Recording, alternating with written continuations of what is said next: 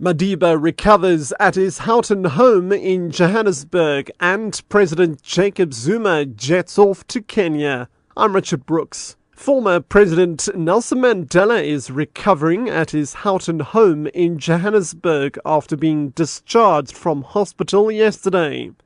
Among those who have arrived at Madiba's residence this afternoon include SANDF Surgeon General Vijay Ramlakan, Mandela's daughter Makaziwe, and some grandchildren. Earlier, Mandela's grandson Mandla said the global icon's discharge from hospital was a cause for celebration all over the world. President Jacob Zuma will be jetting off to Kenya to attend the inauguration of incoming Kenyan President Uhuru Kenyatta this week. Kenyatta won the presidential elections last month. His rival Raila Odinga unsuccessfully challenged the results in the country's Supreme Courts. In their ruling, 6 Supreme Court judges upheld Kenyatta's victory and said the elections had been free and fair. Presidential spokesperson Mac Maharaj. President Jacob Zuma will on Tuesday, the 9th of April, attend the inauguration of the President-elect of the Republic of Kenya, Mr. Uhuru Kenyatta. The President-elect Kenyatta won Kenya's presidential elections last month. President Zuma will be going to Kenya only for the purposes of the inauguration and will return immediately. Western Cape Premier and DA leader Helen Zille has defended her decision to sign into law the Western Cape Community Safety Act, despite strong opposition by Police Minister Nathi Mthethwa. This gives the provincial government the powers to access the effectiveness of visible policing and the creation of a provincial police ombudsman.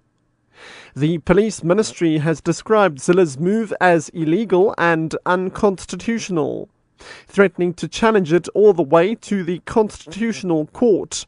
But Zille says her actions have been guided by the country's constitution. The Constitution is very clear in many areas: health, education, policing. Some powers are with the national government, some powers are with the provincial government, some powers are with the local government.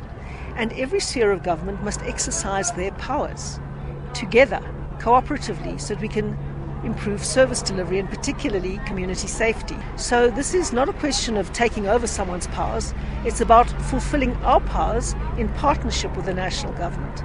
The South African Navy has paid tribute to all soldiers who perished in the service of this country. Chief of the Navy Refilwe Mudimu addressed a wreath-laying ceremony attended by members of the public in Simonstown. The occasion remembered fallen heroes as far back as the sinking of the SS Mendi in the English Channel in 1917, to the recent death of 13 South African soldiers in the Central African Republic. Mudimu explains the significance of the ceremony.